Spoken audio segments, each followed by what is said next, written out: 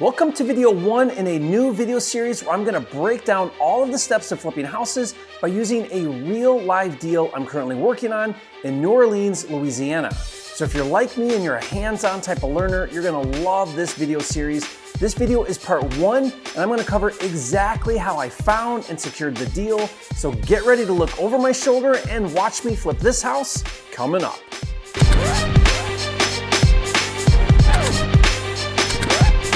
This video is brought to you by Flipster, the nation's #1 real estate software, with tools for finding, funding, and flipping houses. Check it out now at getflipster.com. If you're new here, I'm Jerry Norton. I went from dead broke to millionaire flipping houses, and after doing 1,000 deals, I created this channel to help you master the art of wholesaling and flipping real estate so you can live your dream life. Be sure to subscribe and click the bell icon to get notified when new videos are released. I am really excited for this video series for 2 reasons. 1, I've never done a deal in New Orleans, and 2, this deal broke all of the conventional wisdom and misinformation about how to find and secure good deals, which I'll show you. My intent with this deal is to buy it, fix it up, and flip it for top price to a retail buyer. On this video, I'm going to break down how I found and secured the deal, but if you're watching this and you only wholesale and you have no interest in doing fix and flip, I strongly recommend you still watch this video series, especially this video, for 2 reasons. 1, I got this deal from one of my finders, so it's a wholesale deal. I'm the cash buyer. And 2, the better you understand how flippers like me analyze deals, the better you'll get at wholesaling. As a side note, for those of you who don't know, I both wholesale and fix and flip anywhere in the US. My business model is pretty simple. I farm for distressed properties, both on market and off market. Then I buy, fix and flip the home run deals, and I wholesale everything else, the triples, doubles, and singles. And this deal in New Orleans is definitely a home run deal that I'm gonna keep and fix and flip. And since I live in Arizona, I'm gonna do it virtually without ever seeing the property in person, which is pretty fun. Like I mentioned, this deal was brought to me by one of my finders in my finder program. It's his first deal, and when he closes in a few weeks, I'll pay him a $10,000 finder fee just for bringing me the deal. Now, if that sounds exciting to you and you'd like to get paid $10,000 for every deal you find and bring me that meets my criteria, just go to my10kcheck.com to register for a free training to get all the details. So using this deal as a case study, let me share with you how my finder found and secured this deal, breaking all of the conventional wisdom and frankly misinformation that's so prevalent in the industry. Let's call these mythbusters. In fact, there are 6 major mythbusters on this deal that you need to know. Let's go over each one and how this deal proves them all wrong, and also I'll be sharing several free resources to help you with each one. The first mythbuster on this deal is that you can't find good wholesale deals remotely, and that's just not true.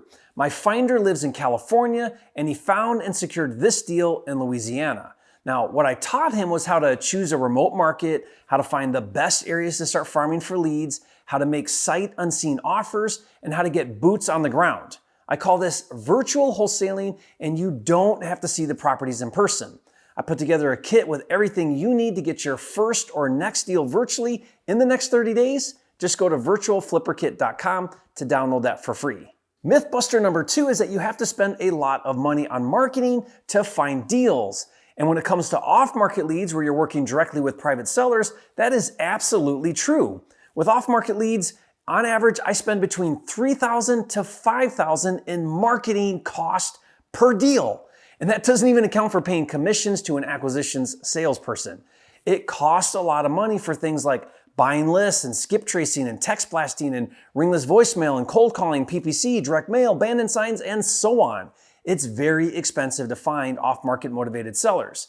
But this deal was not off-market. It was on-market. On-market is when the seller hires a real estate agent to list and sell his property publicly. It goes on the MLS, as well as Zillow, Redfin, Realtor.com, and all the public sites. On this deal, it's a probate property, and there are 3 heirs that get the proceeds of the sale, and they hired a local real estate agent to list the property for sale on the open market. By doing so, the seller commits to pay a total of 6% commissions, but it's a smart move because they're going to get maximum exposure. Now, this is significant to you and me as investors looking for deals because since the agent commissions are paid by the seller, not the buyer, it doesn't cost us a dime in marketing costs to find and secure on-market deals. More on that in a minute, but if you're unfamiliar with how real estate agent commissions are handled, I have an entire video dedicated to explaining that. I'll put the link to that video in the description below and you can check it out later. But for now, just know that you can find and buy distressed on-market properties for free. No marketing cost, and that's a big deal, especially if you don't have a marketing budget. Now, my finder student who found this awesome deal, he did it without spending any money on marketing. Remember, this is his first deal. And to help you find distressed on-market properties, I have another really cool resource I'll give you for free. It's a tool that I created that finds underpriced distressed properties for sale in any zip code. In a matter of seconds, you can have a list of all of the distressed, underpriced, on-market properties to go after. Now, to get that tool for free, just go to mydatacruncher.com. Now, it's true that on-market deals are competitive because remember, they're public, so everyone and their brother knows about them. So in order to win at the on-market game, you have to do exactly what my finder did and follow what I teach here on my channel, and that's to use my double dip technique.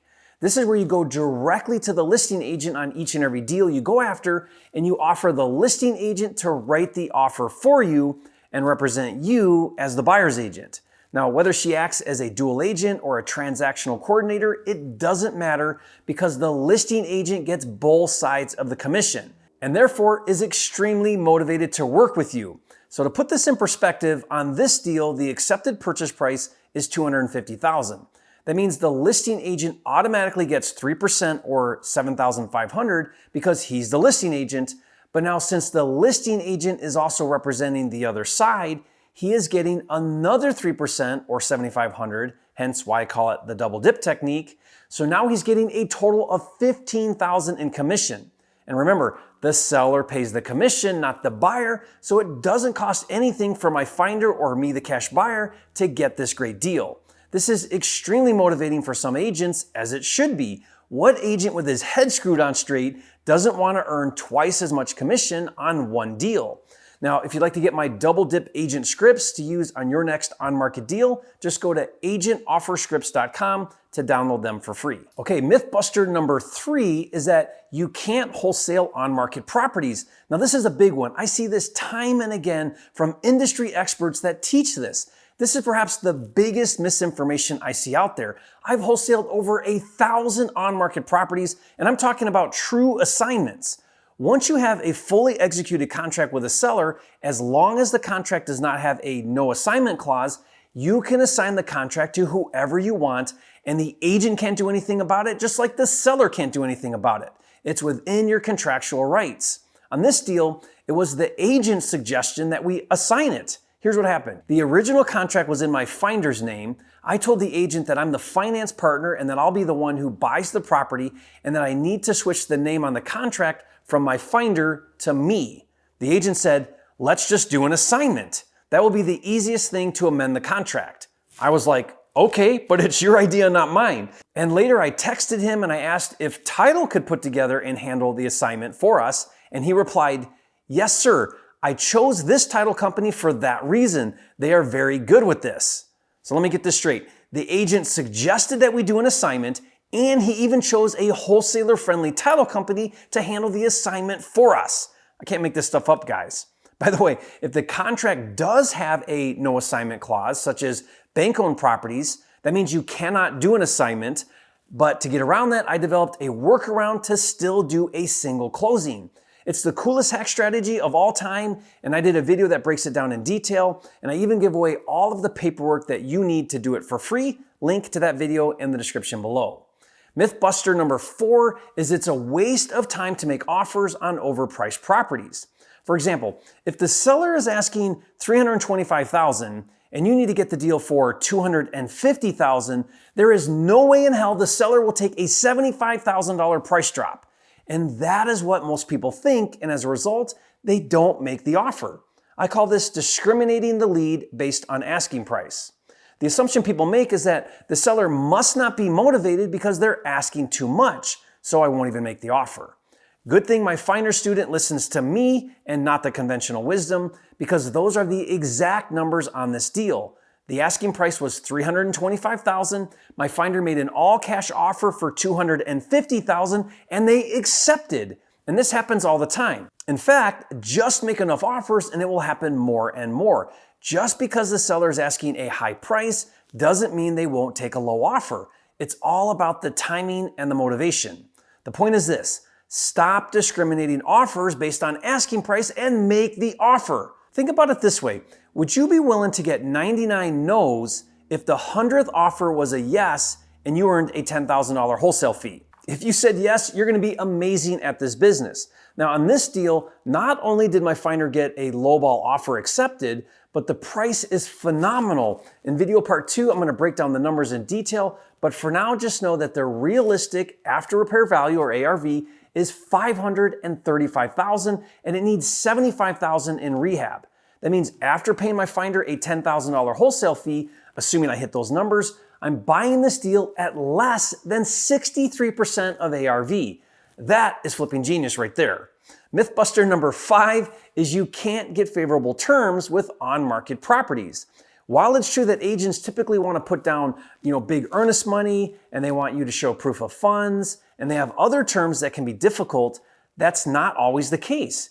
On this deal, my Finder student got a 10-day due diligence period, or inspection contingency, which means he had 10 days to back out of the deal if he wanted. And he got the seller to accept a $1,000 earnest money. Now, just so you know, earnest money is an upfront deposit that's applied towards the purchase later. If you wholesale, you'll get that reimbursed. He followed the technique I teach, where he put in the contract that the earnest money would be paid after the 10-day inspection. Then he brought the deal to me during the 10 days, I accepted the deal, and I paid the earnest money to title, so he didn't even have to pay that. Good thing he's in my Finder program. If you think that's brilliant, leave a comment and say, Jerry, you are a flipping genius. Now, not all agents are going to agree to that, but if you never ask, the answer is always no. So give it a try if you're worried about not having earnest money. And finally, Mythbuster number 6 is only a pro like Jerry could pull all of this off. You have to have a bunch of money and amazing connections and be super good at negotiations. The reality is, my Finder is brand new. He's not a pro. This is his first deal. But what he did do is he followed my instructions as I've outlined them on this video and in my Finder program. Do it enough times and you're going to get a home run deal too. So stay tuned for part 2 in this video series, where I'm going to break down all of the numbers so that you can see firsthand how to analyze deals. I'll put all of these videos in this series in a playlist, and I'll put that playlist link in the description below for you. If you decide to go after on-market deals, be sure to watch a video where I break down my 3-step process to negotiate and make offers. On that video, I show live on the phone using a real live deal. Now, this will help you get better at landing those good deals. So watch that now, and if you haven't yet, be sure to subscribe to my channel. With something like 600 videos, this is the #1 channel on YouTube for all things wholesaling and flipping. Do that now, and I'll see you on the next video.